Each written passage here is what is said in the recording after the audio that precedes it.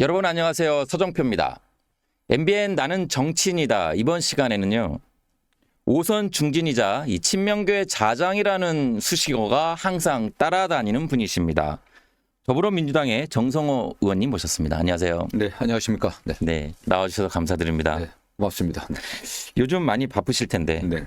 뭐 별로 바쁘지는 않습니다. 이제 그래요? 뭐 대통령 선거 끝나고 네. 대통령께서 잘 하고 계시기 때문에 네. 정말 마음 편하게 네. 국회에서 의정 활동에만 전념하고 있습니다. 아, 그러시군요. 그동안 많이 바쁘셨기 때문에 네. 또 한번 이렇게 쉬어가는 시간도 좀 필요해 보입니다. 예, 예. 그 의원님 하면 항상 그 수식어가 친명계 좌장이다 이게 따라 붙잖아요. 그리고 대통령과 40년 지기 멘토 이런 수식어 부담스럽습니까? 어떠세요? 저는 그 친명계 민주당 의원들은 다 친명이고요. 네. 거기 제가 좌장은 아니고 네. 친명계의 좌장은 사실 뭐 이재명 대통령이 좌장이죠. 아니 근데 언론이 만든 것일 수도 있는데 이 좌장이라는 표현을 항상 이렇게 기사에 쓸 때 네네. 저희가 표현을 하거든요. 네, 그러니까 대통령보다 제가 나이가 한 2살 더 많기 때문에 네. 뭐 좌장이라고 표현하는데 제가 이제 이재명 대통령을 늘 응원하고 지지하는 네. 정치적 동지 저는 네. 그렇게 생각합니다. 네. 응원하고 정치적 동지 그래서였을까요? 꼭 성공한 대통령이 되어달라. 대선 사흘 전에 이렇게 직접 글을 써서 전달하셨잖아요. 그 내용 좀 더 풀어주실까요? 뭐 글을 써서 전달한 게 아니고 대통령이 바쁘시니까 대선 네. 때 그래서 뭐 주로 텔레그램으로 이제 문자를 보냅니다. 네. SNS에서 문자를 보내는데 그럼 또 답변 주시고 네. 그렇죠. 뭐 그 당시 이제 대통령 분명히 되시기에 분명했으니까 네. 되시고 나면 대통령에게 제가 뭐 문자를 자꾸 보내는 것도 별 바람직하지 않다고 생각하기 때문에 네. 그 당시 제 소회를 좀 전해서 문자를 보냈습니다. 핵심은 텔레로. 초심 잃지 마시고 꼭 성공한 대통령이 돼야 된다. 라는 그런 말씀드렸고요. 그랬더니 성공한 어떻게 대통령. 답이 왔던가요? 우리 대통령 그냥 딱 동의하면 하트 보냅니다.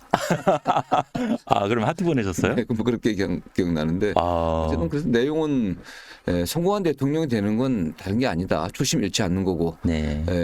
뭐가 성공한 거냐? 정권 재창출하는 거다. 그러려면 지금보다도 우리가 반드시 정권 재창출할 수 있게 그러려면 잘해야 되지 않겠습니까? 네. 만약 정권 재창출하지 못하면 본인도 불행하고 나라도 불행한 거 아니냐. 네. 반드시 정권 재창출해라. 초심 잃지 말고 그런 취지의 얘기를 써서 드렸습니다. 그랬더니 문자를 보냈던 거죠. 네, 그랬더니 하트가 뿅뿅 날라왔군요. 근데 바쁘면 안 보내기도 파트 안 하기도 하는데 되게 제가 얘기를 하면은 공감 많이 해주십니다. 대통령의 그 사랑하는 마음인 것 같습니다. 어떠세요? 그렇게 바라셨고 응원을 하셨습니다. 그리고 초심 잃지 말라고 조언도 하셨고요. 그래서 당선이 되셨어요. 어떠셨습니까? 그때 딱 당선됐을 때 기쁨 순간? 말로 다 표현하기 힘들 정도로 좋았죠, 사실은. 네. 그 당선 될 거라고 생각했지만 막상 그렇죠. 당선 확정되고서 나오는 그 화면을 보면서 그동안 이재명 대통령께서 겪었던 그 인생 과정이 쭉 늘 스쳐가 들어가요. 제가 아는 한 참 너무너무 파노라마처럼 너무너무 힘든 사람 아니었습니까? 특히 본격적으로 중앙정치에 대비해갖고 2017년도 대선 경선에 나왔을 때부터 네네. 하루도 편한 날이 없었습니다. 정말 정치적으로 많은 위기에 처해 있었고 그런 위기를 처할 때마다 그걸 다 이겨내고 굴하지 않고 좌절하지 않고 정면 돌파해갖고 결국 이겨냈구나 하는 그런 생각이 들었고요. 또 개인적으로는 정말 무거운 짐을 벗어던진 듯한 느낌이었습니다. 네. 이제 이재명 대통령 당선됐으니까 나 이제 편하게 내 인생을 살 수 있겠구나 그런 느낌이 들었습니다. 어떻게 보면 정말 그렇게 간절하게 바라셨기 때문에 무거운 짐을 내려놓는다는 느낌도 들었다. 그동안 민주당을 향해서도 그랬고요. 민주당 지도부를 향해서도 그렇고 대통령을 향해서도 그랬었고 쓴소리, 듣기 싫은 소리도 그런 조언도 많이 하셨습니다. 대통령한테요. 네네. 앞으로도 그런 조언 어떻게 가끔 하실 겁니까? 아니면 이제는 좀 조용히 일단은 지켜보자. 이제는 그 한 국가를 대표하고 대한민국의 미래 비전을 개척해 나가는 그런 위치에 있지 않겠습니까? 네. 대통령실에 많은 참모들도 계시고 또 정부의 또 장관들도 훌륭한 분들 많이 모시고 있기 때문에 그분들의 역할이죠. 또 그동안 내 당에 계실 때야 제가 가까이 있으니까 네. 제가 당 안팎에서 듣는 이야기들 이렇게 전달했지만 이제는 공식 시스템이 딱 갖춰져 있고 아, 또 본인이 그분 네. 정말 또 이번에 뭐 대통령실 참모도 구성하는 거 보니까 대통령께서 시대의 흐름을 정확히 보고서 잘 한 것 같아요. 특히 AI 전문가, 네. 뭐 하정우 수석 같은 분들도 또 AI 수석으로 임명하고 또 장관도 이번에 AI 관련해 가지고 예, 예. 상당히 신경을 쓰고 있는 그렇죠. 듯한. 기업에 계신 분들 또 장관을 임명하는 거 보니까 네. 뭐 제가 나설서는 안 듣죠. 사실 이제는요. 이제는 또 국회의원으로서 제 역할에 충실하는 게 필요하다고 생각합니다. 알겠습니다. 방금 전에 그 시대 흐름을 대통령이 제대로 읽고 지금 내각을 하고 있다. 그다음에 참모진을 구성하고 있다 말씀하셨는데 네. 바로 그 얘기 해볼까요? 근데 김민석 그 총리 후보자 네. 인사청문회가 뭐 진행되고 있는데 상당히 공방이 지금 거셉니다. 특히나 각종 의혹이 터져 나오면서 거기에 대해서는 어떻게 보시나요? 근데 저도 제가 인사청문회를 많이 해봤고 네. 특히 문재인 정부 첫 그 총리였던 이낙연 전 총리 인사 네. 그 당시는 제가 인사청문위원장이었습니다. 아, 위원장이셨군요. 위원장이었고 지금 윤석열 정권 처음이 아닌 뭐 마지막까지 총리를 하셨죠. 한덕 네네. 총리 때는 제가 한 총리하고도 개인적 친분도 있고 네. 그 당 여당이나 정부 쪽에 계신 분들한테 하고 우리 지도부하고 소통을 하는데 중간 역할을 많이 했습니다. 네. 근데 과거 뭐 총리 청문회 때 이런 정도 과거 어느 때가 센 편은 아니라고 아, 생각해요. 이 정도 의혹은 의혹이 아니다. 예, 저는 뭐 어, 명백하게 위법이나 불법적인 그런 사항은 발견되지는 않고 있고 네. 다만 뭐 야당이 보기에는 좀 명확하지 않다 이런 정도 주장이기 때문에 네네. 또 해당 주장에 대해서 김민석 그 총리 후보자가 또 잘 좀 방어하고 있다고 생각합니다. 네. 과거 총리 후보자에 비하면 의혹이 뭐 옅을 수도 있고 국민의힘의 주장일 수 있는데 국민들이 바라볼 때는 도덕성과 청렴을 강조한 이 정부기 때문에 네네. 오히려 더 조금 예리하게 보시는 게 아닌가 이런 생각도 들거든요. 특히 유학비로 월 450만 원을 이제 강시가 됐는데 거기에 대한 해명으로 배추 투자 수익금이다. 네네. 이런 해명을 하시니까 국민들이 좀 받아들이지 못하는 것이 아닌가. 여기에 대해서는 어떻게 보시는 거예요? 모르겠습니다. 그게 지금 김민석 그 총리 후보자의 재산이 한 2억 원 정도 되거든요. 네. 이건 뭐 굉장히 적은 편이죠. 지금 그 연배에 네. 다른 분들의 또 그런 뭐 좀 생활 수준이라든가 또 네네. 재산에 비해서 굉장히 적은 편인데 지금 뭐 제가 보기에는 오히려 김민석 총리 후보자가 정치에 다시 굉장히 고생을 많이 하지 않았습니까? 네, 18년 동안 거의 낭인 생활을 하다가 그렇죠. 다시 국회에 들어왔는데 굉장히 조심을 했던 것 같아요. 그 이전에 있었던 여러 가지 부채 등과 해결하려고 노력을 나름대로 했던 거고 대출까지 받아서. 오히려 본인이 불법적으로 불법적인 정치 자금을 받으려고 했다면 그런 증거를 남기겠습니까? 어떤 분들은 뭐 차용증을 쓰고 하는 게 불법 정치 자금 받는 그 전형적인 방식이라고 하는데 그 차용증 같은 건요 뇌물 같은 거 받을 때 하는 겁니다. 사실 예, 예. 정치인들이 정치 자금 받으면서 차용증 쓰는 사람이 어디 있습니까? 네. 오히려 그런 면에서 분명하게 자기 책임을 지려고 했던 게 아닌가, 좀 투명하게 하려고 했던 게 아닌가 하는 그런 생각을 갖고 있고. 그러면 그 채무를 상환할 의지가 있어서 그런 걸 네. 차용증 근거로 남겼다라는 그렇죠. 이게 말씀이신 거죠. 만약 다만 늦어졌다. 네, 예, 대가성 어떤 그런 돈을 받았다. 그럼 뇌물 아니겠습니까? 네. 근데 그런 게 또 전혀 없고요. 또 당사자는 전혀 문제된 바도 아니었습니다. 그렇기 때문에 이걸 갖고서 너무 집요하게 하는 건 그렇고 그 다음에 이제 그 아들 뭐 유학비 네, 같은 네. 경우는 우리 총리 후보자가 여러 가지 가정사 때문에 전 배우자가 이혼하지 않았습니까? 또 그런 과정에서 서로 뭐 이렇게 또 그 아이들 문제 때문에 연락도 하고 네. 또 학비도 또 서로 보내주고 그랬던 것 같아요, 사실요. 네. 아, 그리고 또 이제 조이금하고 출판기념회. 네네. 이 조이금 출판기념회 2번, 뭐 1억 5천, 1억씩 해가지고 수입이 4억 1천만 원 정도. 아, 이런 부분들이 네네. 대중들, 국민들은 이해하기 어려운 것 같아요. 아니, 출판기념회 2번 했다고 수억이 들어오면 이게 어떤 정치자금의 어떤 활로로 악용되는 것이 아니냐. 아니 뭐 이번에 없애져야 되는 건가요? 저는 악용이 아니라 오히려 예. 어떻게 보면 불법적인 자금을 받지 않고 정치 자금을 모으는 그런 역할을 했었죠 과거에. 네.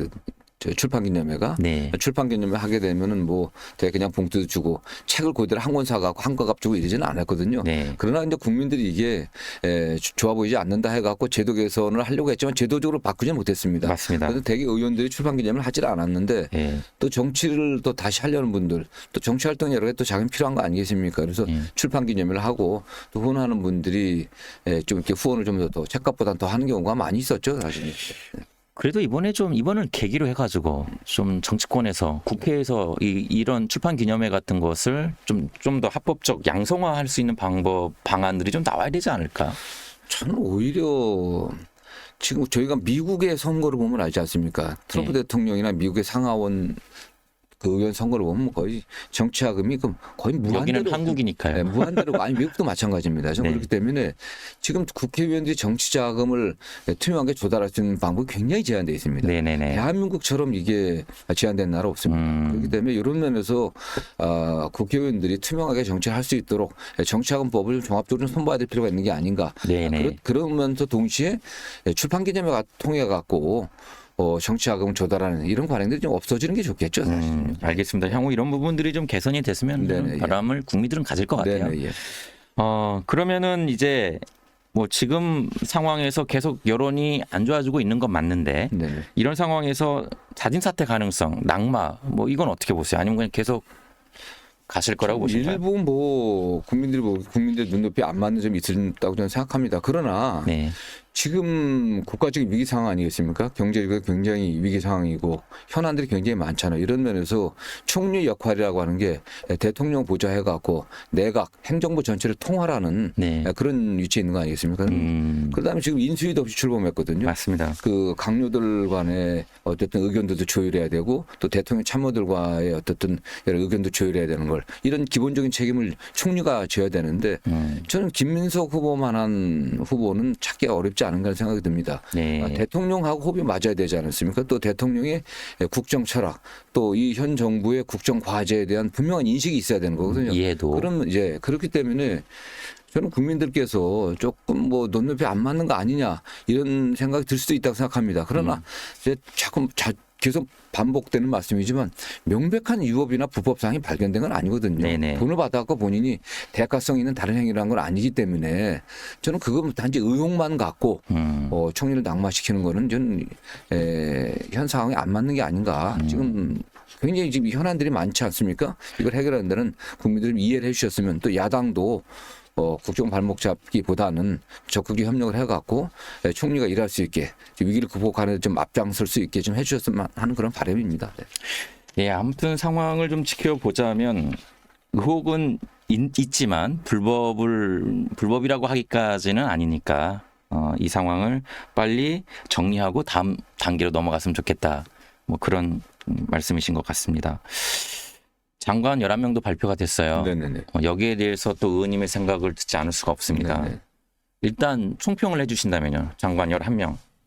현역 의원분들이 많으셨어요. 네네. 네.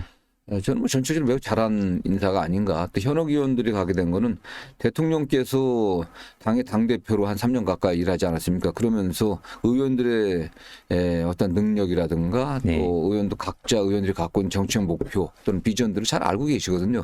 그런 면에서 적임자들을 선택했다고 보고 있고 또 대통령과의 어떤 관계에 있어서 대통령 국정 철학을 분명히 잘 알고 의원들이 있기 때문에 새로 뭐 조율할 시간이 필요 없습니다. 네. 그리고 또 의원들 같은 경우가 정부에서도 그 공무원들도 정치인 출신들이 오기를 많이 바랍니다. 되게 분명한 그 입장들을 갖고 예산 확보라든가 또는 부처 입장들을 전달하는데 관철하는데 의원 출신들이 잘하거든요. 그래서 네. 또 충분히 전문성도 있는 분들이기 때문에 굉장히 잘한 게 아닌가. 또 그 외에 또 AI 전문가인 뭐 기업에 계신 분들 두 분도 모셨기 때문에 네네네. 굉장히 균형에 맞게 또 잘한 것 같습니다. 네. 실용주의를 워낙 강조하셨기 때문에 바로바로 전문성을 펼칠 수 있는 분들을 이번에 장관으로 발표를 한 것 같습니다. 네, 예. 근데 일각에서는 예를 들면 국방부 장관 후보자로 지명된 안규백 의원님 네네. 비전문가시잖아요. 네네. 그러니까 전문가 뭐 국방위 활동을 워낙 많이 하셨기 때문에 전문가이신데 민간인 출신이다. 여기에 대해서 우려하시는 분들이 있는 것 같아요. 저는 그건 그야말로 기우가 아닌가 생각이 듭니다. 기우다. 예, 예. 네. 장관이 하는 게 일선에 가서 그 전투 현장 지휘하는 게 아니지 않겠습니까? 그게 작전은 합참의장을 정점으로 해갖고 네. 진짜 직업 군인들이 하는 거거든요. 네. 장관이 해야 될 일들은 그런 게 아니겠습니까? 크게 큰 국방 정책은 방향들, 또 우리가 또 방위력 개선을 한다고 하면은 그런 부분에 있어서 우리가 어디에 중점을 줘야 되는지 이런 차원의 높은 차원의 어떤 정책을 결정하는 일이기 때문에 국방부 장관 후보자께서 군내에서 뭐 제대로 갔다 오지 않았고 실제 직업군이 아니기 때문에 잘 모른다고 하는데 전혀 그건 말이 안 되는 것 같아요.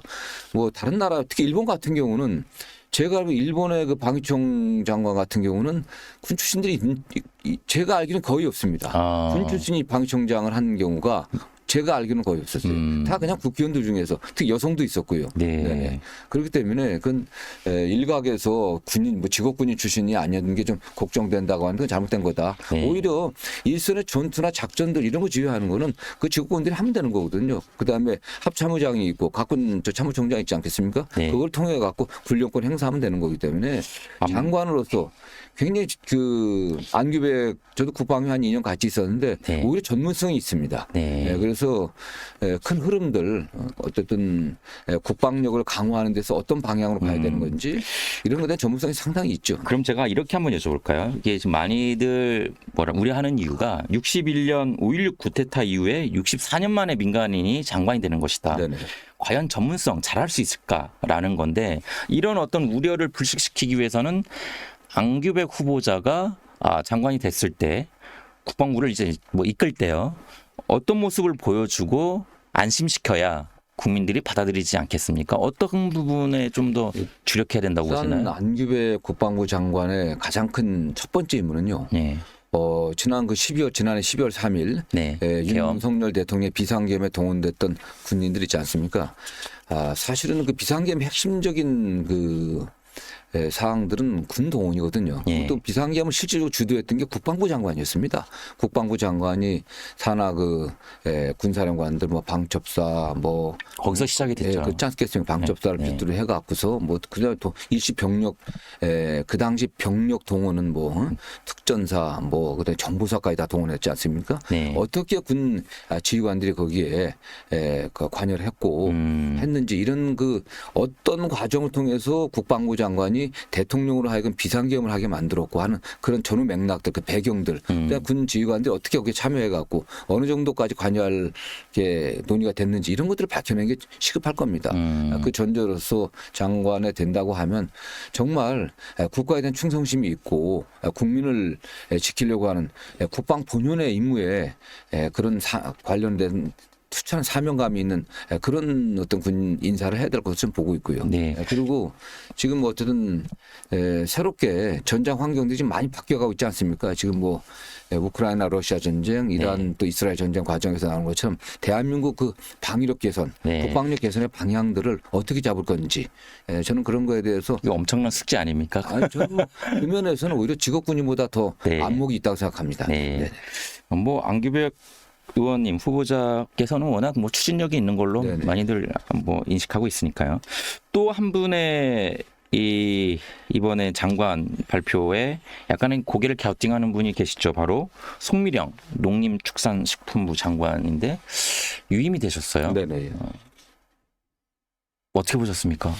저는 뭐 그분은 잘 모릅니다. 개인적으로 잘 모르는데 제가 그 언론 보도만을 이렇게 봤을 때 네. 저 때문에 대통령을 선택했구나라는 그게 생각을 뭡니까? 합니다. 저는 이재명 대통령이 늘 말씀하실 때 유능함입니다, 사실은요. 실력. 예, 실력입니다. 첫째가 실력이 있어야 된다. 네. 관료들은 전문성이 있어야 된다. 해당 분야를 잘 파악하고 있어야 된다. 네. 그다음에 국가 국민에 충성할 수 있는 그 충직함이 있어야 되고 그다음에 도덕적으로 청렴해야 된다는 말씀을 기준을 말씀하셨는데 근데 이재명 대통령의 성남시장 경기도지사 때 그다음에 당대표 있을 때 인사의 첫 번째는 유능함이었거든요.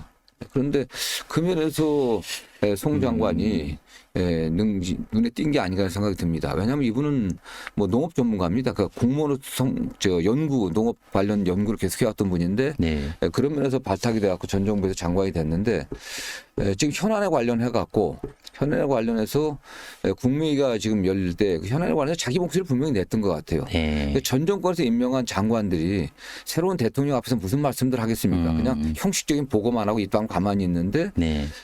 송 장관이 거기 대통령이 어떤 선정했었던 그 선거 공약들, 국정 과제들 여기에 대해서 분명하게 맞춰서 따라가겠다. 네. 내가 언제까지 할지 모르지만 후임 임명되면 그때 바뀌는 거 아니겠습니까? 그러나 내가 거기에 맞춰서 따라가겠다 하고 그러나 이 대안에 여기에 관련해서는 또 내 생각은 이런 점들이 좀 보충돼야 된다. 이런 얘기 했던 것 같아요.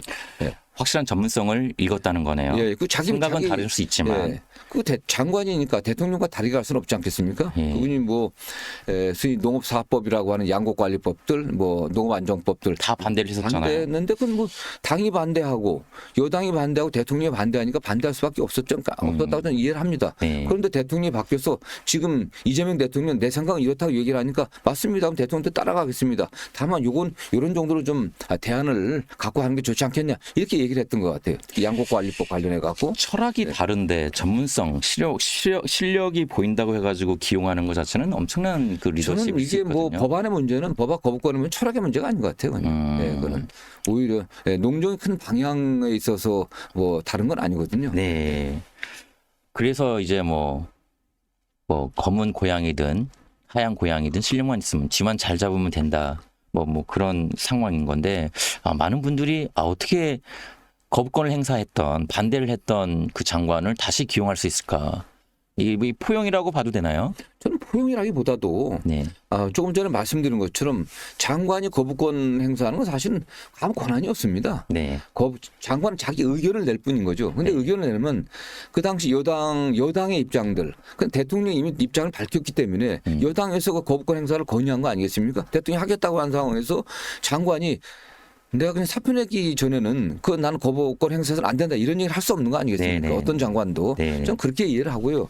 본인이 뭐 철학이 바뀐다거나 그랬다고 생각하지는 않습니다. 네네. 그렇기 때문에 이건 왜냐하면 거부권 행사 주체는 대통령이기 때문에 네. 그래서 지금 대통령이 바뀌었으니까 나 거기 따라가겠다. 대신 분명 그 양곡관리법 같은 경우는 이런 정도 대안을 좀 본인이 제시했던 것 같습니다.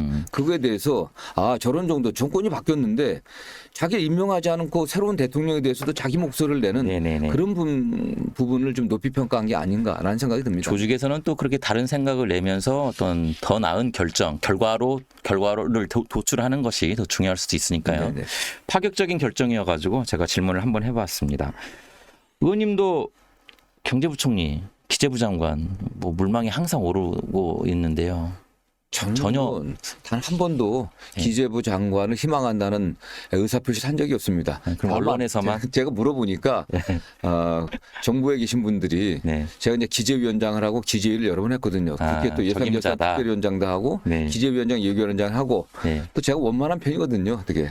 그러니까 저는 뭐 질책하는 것보다는 네. 일할 수 있게 스스로 일할 수 있게 여건을 만드는 그런 스타일의 약간 뭐 리더십. 리더십입니다. 그래서 뭐 주로 세종에 계신 분들이 제가 오는 게 좋지 않겠냐는 희망을 얘기한 걸 그렇게 기자들이 쓰신 것 같습니다. 네. 그래요. 그럼 그렇게 많은 분들이 원하고 희망이었으면 한번 거기에 또 맞춰보는 것도 필요하지 않아요? 근데 저는 뭐 그 경제부총리라든가 경제 관련 정보를 네.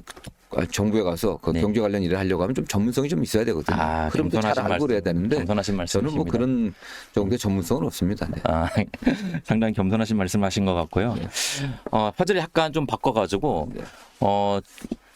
캐나다 네. G7 정상회의 때 엄청난 수확을 가지고 성과를 가지고 돌아오셨단 말이죠. 네. 그래서 이번에 나토 때도 대통령이 참석을 할 수도 있다 이런 기대를 했어요. 네. 뭐 그 기대 그 이면에는 트럼프 대통령을 만나서 정상회담을 또 한 번 하면 그동안에 실종된 계엄 때문에 실종된 어떤 저희 민주주의가 더 확고히 회복하는 계기가 될 것이다. 이것 때문에 국민들이 기대를 많이 했는데 네. 나토에 불참하게 됐습니다. 이거는 옳은 선택인가요?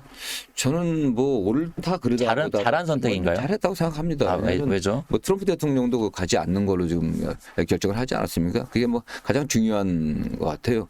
처음에 트럼프 대통령도 가갖고 가시게 되면은 좀 참여하는 걸 갖다 참석하는 걸 고려했던 것 같은데, 그 다음에 지금 또 우리 한국 정세도 그렇고 우리 어쨌든 내각을 완전히 구성하지 못하는 상황 아니겠습니까?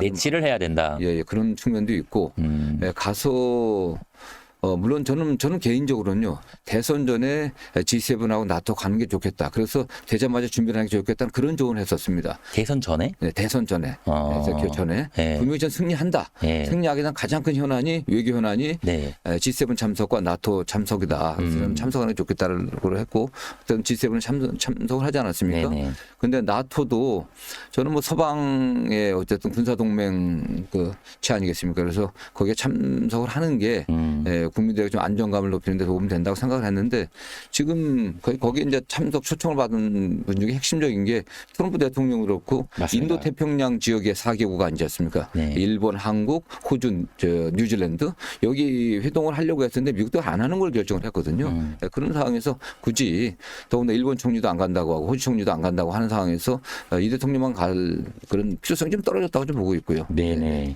일본 총리는 이제 대통령이 안 간다고 하니까 그거를 참고해서 결정했다 이런 보도도 있긴 뭐 서로 그런 했습니다. 거 아니겠습니까? 얘기라는 게. 그런데 또 가서도 네. 트럼프 대통령하고 가서 정상회담을 한다고 하더라도 이게 정식의 정상회담이 아니지 않습니까? 그 인사하는 정도이기 때문에요. 네. 다만 뭐 지난번에 역대 대통령들이 취임하셔갖고 미국 대통령하고 통화하면서 뭐 그 얘기하다 보니까 골프도 같이 하자고까지 말씀된 거 아니겠습니까? 네. 저는 그런 면에서 이미 신뢰의 어떤 기본은 쌓였다고 보고 있고요. 신뢰는 이미 쌓였다. 네. 그래서 미국의 어떤 정상적인 어떤 협의를 거쳐갖고 어떤 미국 한번 방문하지 않겠습니까? 그랬을 때 가서 그게 언제일까요? 미국을 저는 뭐 방문해서 어떤 트럼프 대통령을 만나는. 미국 지금 상황도 여러 가지 어려움들이 많지 않겠습니까? 그게 좀 정리되고 됐을 때 양국이 논의해갖고 결정하겠죠. 다만 그렇게 가서 하시면 될 것 같습니다. 네. 지금 이제 뭐 이란과 이스라엘 전쟁이 어느 정도 정리가 되고 있고 뭐 지금 휴전 단계로 가고 있는 네네. 상황이잖아요. 그러면 다시 또 만날 수 있는 조속한 시일 내에 만날 수 있는 또 계기가 만들어지겠네요. 양국의 당사자들이 논의하고 있지 않겠습니까? 네. 알겠습니다. 이번 나토의 불참을 뭐 손익으로 따진다면 오히려 득이 더 많고 잘한 판단이다 이렇게 보시는 거네요. 득실을 따질 건 아니고요. 이게 잘못된 판단은 아닌 것 같고요.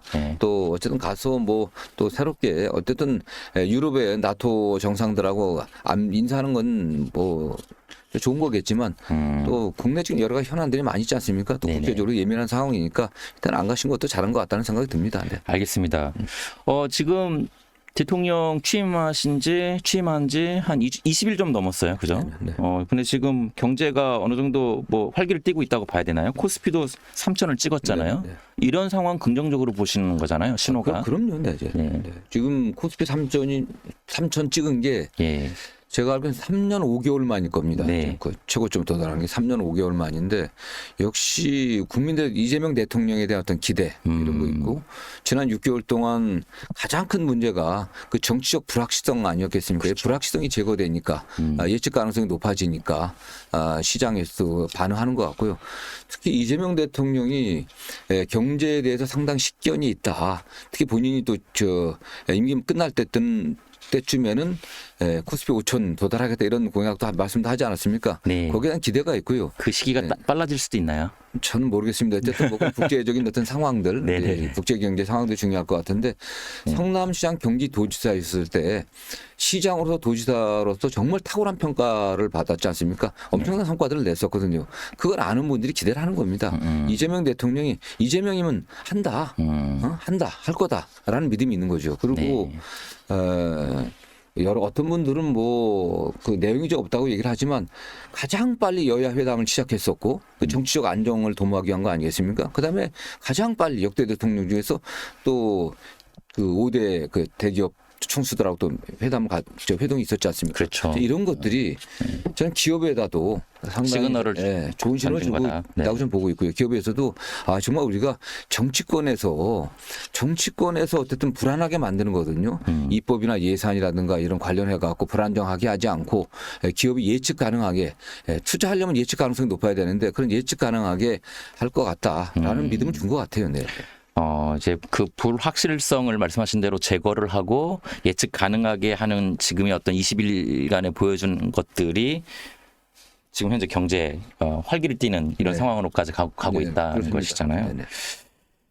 알겠습니다. 그러면 지금 코스피 5천 특위도 출범을 한다고 하고요. 지금 완전히 그 정치권에서도 이에 발맞춰 가지고 움직이고 있어요. 그죠? 좀 지켜봐야 할 것 같습니다. 네, 저는 뭐 지금 어쨌든 그 이란하고 이스라엘 전쟁이 굉장히 불안한 거 아니겠습니까? 네. 유가에 큰 영향을 미치는 상황이기 때문에 트럼프 대통령도 적극적으로 휴전과 또 화해를 갖다 유도하려고 노력하고 있기 때문에 거기 좀 중동 정세가 좀 안정된다고 하면은 네. 저는 순탄에 갈 거라고 보고 있습니다. 그리고 대통령이 어떤 국가의 핵심적인 정책으로 AI 네. 대전환 시대에 맞춰갖고 산업이라든가 또는 뭐 이런데 적극적인 대응을 하겠다. 적극적인 산업 정책을 만들겠다. 또 규제도 적극적으로 합류하겠다고 말씀하고 있기 때문에 네. 충분히 99천 도달할 걸 생각하고 있습니다. 네. AI 수석도 그렇고 중기부 장관 내정자도 그렇고 AI 전문가로 이렇게 인선을 하다 보니까 국민들이 엄청나게 기대를 하고 있습니다. 지금 향후 5년 동안에 AI 3대 국가가 될 수도 있다라는 네. 기대를 지금 크게 하고 있잖아요. 네. 좀 관심을 갖고 지켜봐야 될 것 같고요. 민주당 상황, 당내 상황 좀 얘기를 네네. 하고 싶습니다. 지금 당대표 8월 2일 날 전당대회가 있어요. 그리고 2명의 후보가 열심히 지금 뛰고 계시고요. 일단 찐명 대전이 돼버렸습니다. 이게 바람직한가요? 아직 뭐 제가 조금 전에도 말씀드렸는데 민주당이 다 찐명입니다. 사실. 아, 그래요? 지금은 다 찐명이 됐나요? 아, 뭐 그렇죠. 지금 뭐 민주당 모든 국회의원들을 네. 당원들이 일심동체가 돼갖고 네. 네. 약간 농도는 있잖아요. 찐명, 완전 찐명이 있고, 그 다음에 살짝 그냥 뭐 이렇게 그 농도가 있는데 두 분 다 워낙 찐명이시라. 제가 보기엔 뭐 큰 차이 없습니다. 어쨌든 다 두 분 다 뭐 대통령하고 잘 소통되었던 분이고 예. 최고위원으로서 또는 원내대표로서 당대표였던 대통령과 소통되어 왔기 때문에 뭐 어느 분이 되든 잘할 것 같다는 생각이 들고요. 근데 네. 그 두 분의 색깔이 워낙 다르잖아요. 또 장단점이 있는 거죠. 그 장단점을 한번 말씀해 주신다면요. 일단 정청래 후보부터. 뭐 굉장히 추진력 강하죠. 예. 또 열정도 있고 네. 개혁 의지가 남다른 분은 아니겠습니까? 어떻게 보면 대통령과 같은 카리스마. 네, 뭐 비슷한 측면도 있죠. 네. 어쨌든 굉장히 그 과감한 개혁에 네.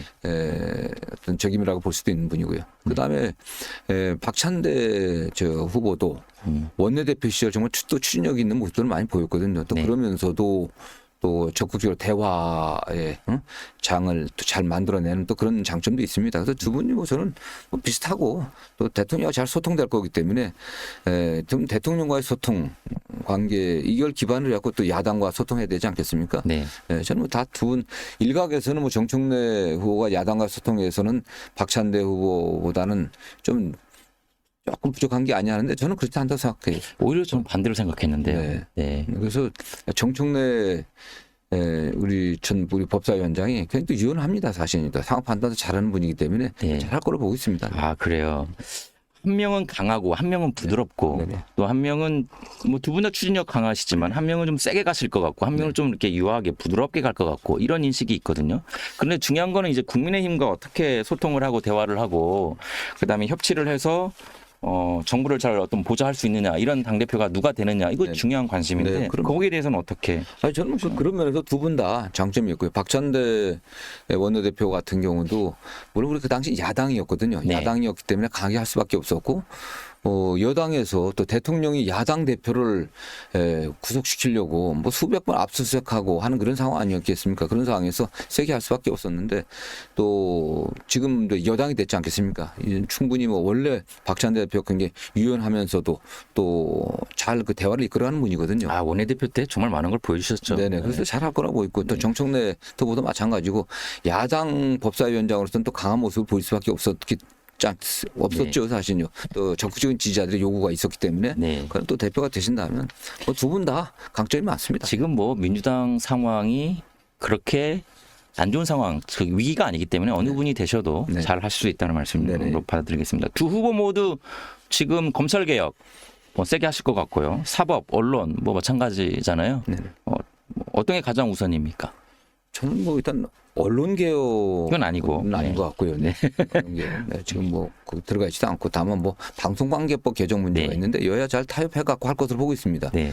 그냥 검찰 개혁이냐 사법 개혁이냐 해서 사법부 사법 개혁이라는데 대법원에 지난번에나 문제가 됐었던 뭐 법관 증언 문제라든가 또 상고심이 굉장히 늦어지니까 어떻게 신속하게 할 건지 뭐 그 대법관 증언 문제 이런 게 몇 가지 있는데 그것도 여야가 잘 타협하면 될 거라고 보고 있고요. 타협의 여지가 충분히 있습니다. 또 네. 다만 이제 검찰 개혁이 굉장히 시급한 게 아닌가 하는 생각이 듭니다. 저는 검찰이 지난 3년간 윤석열 대통령이 검찰총장이었던 그 시절부터 보면 한 5년간 보였던 행태가 매우 문제가 있거든요. 오히려 그들이 강자의 약하고 약자의 강한 그런 모습들, 오히려 정치 권력의 요구에 완전히 순응해갖고 정치적 수사에만 집중하고 했던 게 아닌가. 또 그게 최근에 지금 드러나고 있지 않겠습니까? 더 검찰 개혁에 좀 더 신경을 쓸 수밖에 없는 부분이 그걸 바랄 수도 있을 것 같습니다. 국민이 지금 워낙 검찰이 그동안 보여줬던 것들이 실망을 많이 시켰고요. 그래서 지금 이 가동 중인 이 3대 특검에 대해서도 국민들이 기대하는 게 크잖아요.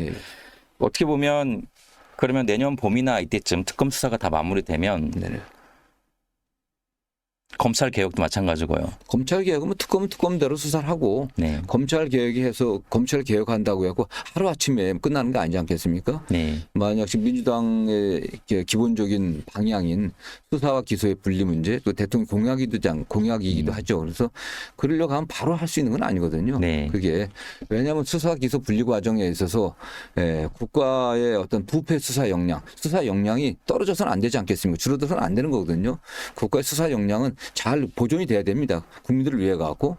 그래서 어떻게 그 절차적인 그 과정에 있어서 좀 부작용이 적게 해야 되는지 이런 고민들을 많이 해야 될 거예요. 그래서 바로 하는 게 아니기 때문에 뭐 입법이 된다고 하더라도 좀 유보하는 기간이 필요할 것이고 그다음에 기소청 내지는 또 공소제도 공소청 또는 뭐 중대범죄는 중대범죄수사청 그렇게 어떻게 배치할 것인지 또 그 과도기를 어떻게 잘 또 기존의 검사들이 해야 되니까 이분들이 또 일들을 제대로 할 수 있게 만들 건지 이런 고민들이 많이 있어야 될 겁니다. 맞습니다. 과거 정권에서도 그렇고 검찰 개혁은 항상 그 정권 초기에 화두였고 시작은 했습니다만 용두사미로 끝난 경우가 많았잖아요. 이번에는 좀 다른 결과가 나오기를 좀 바라보겠습니다. 그렇습니다. 어쨌든 문재인 정부의 검찰 개혁이 윤석열 정부 들어왔고 완전 뒤집혀져 버렸거든요. 그다음에 그 법률의 규정을 갖다가 이상하게 해석을 해갖고 시행령을 통해 갖고 다 수사를 다시 원상복시킨 거 아니겠습니까? 그렇게 되지 않게 철저하게 해야 될 것입니다. 기대를 좀 해보겠습니다. 그럼 특검 이후에 3대 특검 이후에 전국은 좀 더 안정되고 이제 확실한 내란 종식 이후에 새로운 걸 시작할 수 있다라는 것을 국민들이 인식하게 될까요? 전 그렇게 될 거로 보고 있습니다. 또 그렇게 해야 되고요. 알겠습니다. 그 대통령이 최근에 재밌는 표현을 하셔가지고 아무래도 대통령하고 뭐 의원님은 워낙 친하시고 잘 아시니까 40년직이시니까 그런 발언을 왜 하셨을까 여쭤보지 않을 수 없어요. 그 손오공의 파초선 부채 얘기를 하셨습니다. 국무회의 때 하신 말씀이잖아요. 권력을 함부로 휘두르지 말고 국민만 봐라 뭐 이런 뜻인 것 같긴 합니다. 대통령이 이 시점에서 그 부분을 강조한 특별한 이유 뭐라고 보십니까? 생각을 안 해봐갖고 저는 말을 해서 그래요. 근데 그래도 뭐 예상을 하신다면? 아닙니다. 어쨌든 늘 이재명 대통령께서 그 평상시에 자주 했던 얘기가 헌법 1조, 헌법 10조입니다. 헌법 1조는 대한민국 민주공화국이다. 대한민국의 주권은 국민에게 있고 모든 권력은 국민으로부터 나온다. 우리는 그러나 권력을 우리가 위임받은 게 아니라 권한을 위임받은 것이다. 늘 국민 앞에 겸손해야 된다. 그런 말씀 늘 하시거든요. 그래서 그렇게 하는 목적은 뭐냐? 헌법 10조. 모든 국민은 인간으로서의 존엄과 같이 행복을 추구할 권리가 있다. 이 말씀 자주 하시거든요. 그게 정치하는 목적 아니겠습니까? 그래서 저는 어떤 국민들로부터 어떠한 권한을 위임받았든 간에 오직 국민을 위해서 국민의 관점에서 해야 된다고 하는 그런 일관된 생각의 표현 아닌가 생각합니다. 헌법 1조와 헌법 10조를 말씀하신 건 의원님의 해석인가요? 아니면은 실제로 대통령이 그 말씀을 자주 하시죠. 자주 하세요. 헌법 1조와 10조를 생각하면서 정치를 하고 나라 운영을 해야 된다. 이런 표현을 자주 하시는군요. 사석에서. 그동안 의원님은 아까도 서두에 살짝 말씀하셨지만 이제 대통령이 하는 걸 좀 옆에서 지켜보겠다. 그리고서 쓴소리보다는 응원하고 박수치고 이렇게 하겠다라는 생각을 아까 피력하셨습니다. 아니 박수 치는 사람들 많이 있기 때문에 저 말고도 박수 치는 사람 많을 겁니다.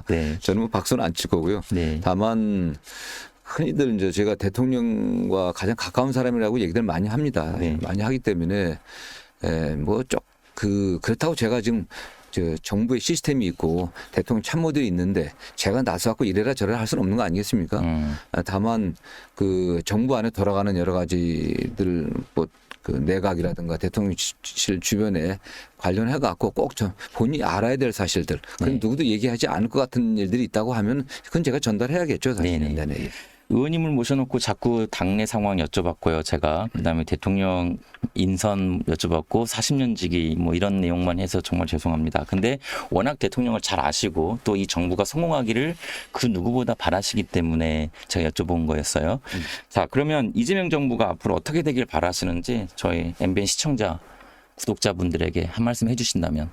네, 하여튼 뭐 저는 이재명 대통령이 굉장히 유능한 분이십니다. 네. 유능한 분이시고 그동안 그 권력의 탄압에 맞서 싸우다 보니까 굉장히 강한 모습도 보여줬고 때로는 권력의 탄압 과정에서 나쁜 이미지를 갖고 있는 그런 분이 심지어 계십니다. 뭐 예. 악마다 뭐 이런. 예. 그러나 제가 40년 동안 지켜본 이재명 대통령은 정말 유능하고 바르게 살아왔습니다.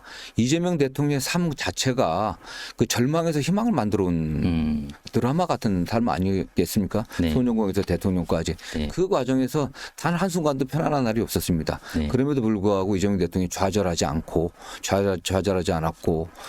굴복하지 않았고 네. 정의를 위해서 싸운 사람이거든요. 그렇기 때문에 본인이 처음에 가졌던 그 마음들 초심. 초심 갖고 오직 국민만을 위해서 네. 헌신적으로 일할 것을 보고 있습니다. 국민들께서 좀 지켜봐 주시면 코스피 5천 네.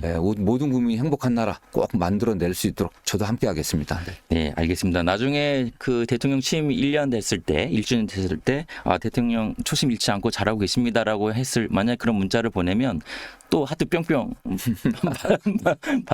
받는 상황이 되기를 바라겠습니다. 예, 감사합니다. 그러면 그때 다시 또 모시도록 하고요. 예. 오늘 이렇게 귀한 시간 내주셔서 정말 감사드리고 오늘 대화는 여기까지 하겠습니다. 다음에 또 모시겠습니다.